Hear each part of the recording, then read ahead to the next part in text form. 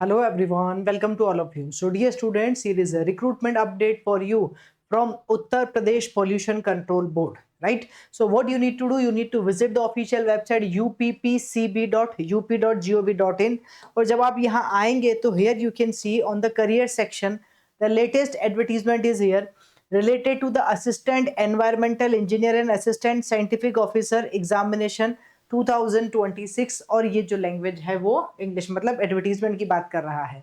ये अपडेट हुआ था आज 28 फरवरी को। Once you will click on that one, जब आप उस पर क्लिक करेंगे तो you will see the options of detail advertisement, registration link and application form. Click here to register if you want to register, click here to apply, you want to apply तो you need to click here and you can proceed for this one. यहाँ आपके पास option आएगा login करो, register करो and then you can apply online, ठीक है। पर इससे पहले you can see here the detail advertisement which is available in English as well as in Hindi and here click here to registration link है, click here to register, ठीक है। Now here let's have a detail discussion on this recruitment, कौन कौन सी branches के लिए and what is the selection procedure.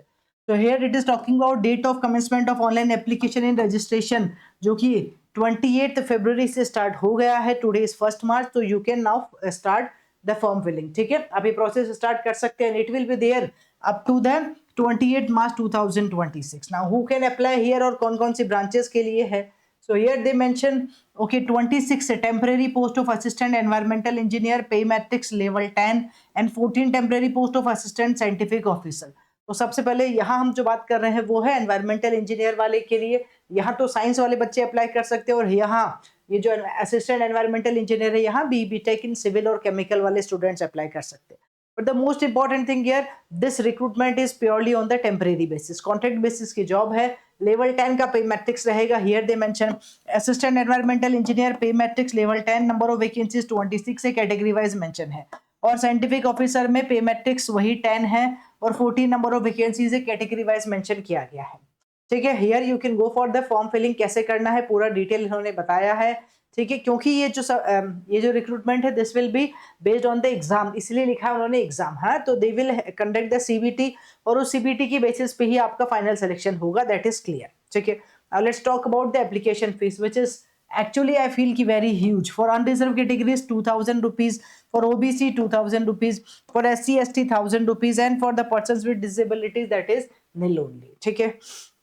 Here they mention for more relaxation, यहाँ mention है, आप चेक कर सकते हो, ठीक है। नॉन रिफंडेबल फीस है, that is also clearly mention here, ठीक है। नाउ अब बात करते हैं क्या रिक्वायरमेंट है और कौन अप्लाई कर सकता है। So when I will talk about here for the post of the assistant environmental engineer, जो असिस्टेंट एनवायरमेंटल इंजीनियर की पोस्ट है उसके लिए कौन अप्लाई कर सकता है। तो here we can go for this one. So bachelor degree in chemical engineering, chemical technology, civil engineering, environmental engineering from university, okay मतलब रिकॉग्नाइज्ड यूनिवर्सिटी से किया हो आपने तो चलेगा। क्वालिफिकेशन शायद include a qualified associate member of the institute of engineers India, मतलब AMIE in chemical engineering, civil engineering या एनवायरमेंटल इंजीनियरिंग वाले, मतलब सिविल, एनवायरमेंटल या फिर केमिकल इंजीनियरिंग वाले बच्चे ही यहाँ अप्लाई कर सकते हैं, बाकी अदर स्टूडेंट्स अप्लाई नहीं कर सकते। असिस्टेंट साइंटिफिक ऑफिसर के लिए केमिस्ट्री, जूलॉजी, बॉटनी, बायोकेमिस्ट्री वाले अप्लाई कर सकते हैं, मतलब इंजीनियरिंग के अदर ब्रांचेस वाले स्टूडेंट्स तो अप्लाई नहीं कर सकते हैं। मिनिमम एज लिमिट 21 ईयर है, मैक्सिमम एज लिमिट 40 ईयर्स से कब जुलाई 1 2025 इसको क्राइटेरिया रखा है for the unreserved categories. For reserved categories कुछ रिलैक्सेशन है, you can check here. Selection process is purely based on the CBT where they mention clearly CBT, और उसके बाद इंटरव्यू होगा और उसके बाद फाइनल सिलेक्शन होगा, ठीक है। सीबीटी जो होगा वो 2 स्टेज, मतलब जो आपका सिलेक्शन प्रोसेस है उसके अंदर जो एग्जाम है वो 2 स्टेजेस में होगा। स्टेज 1 में आपके पास computer test will be objective type and will carry 400 marks. The subjective type the test subjects maximum marks, negative mark and time allotted will be as follows, ये बताया उन्हें। for the post of assistant environmental engineer, environmental engineering BTech में number of question 70 होंगे, marks 280 है। General aptitude रहेगा 30 questions 120 marks का, मतलब total जो आपका पेपर है वो 400 मार्क्स का है। अब अगेन वो सारे बच्चे जिन्होंने गेट के लिए अच्छे से प्रिपरेशन किया है and you know how to solve any type of question of the GATE in general aptitude, तो आप यहाँ पे भी जनरल एप्टीट्यूड सॉल्व कर सकते हो। रेस्पेक्टिवली आपका टेक्निकल डोमेन भी वही रहने वाला है, तो 120 मिनट का आपके पास में पेपर होने वाला है, that they mention here clearly, और नंबर ऑफ क्वेश्चंस होंगे 100। यहाँ साइंटिफिक ऑफिसर के लिए भी लिखा है, वहां पे भी जनरल एप्टीट्यूड है, और ये अंडर ग्रेजुएट आपके लिए स्टैंडर्ड का रहेगा, दैट दे मेंशन क्लियरली।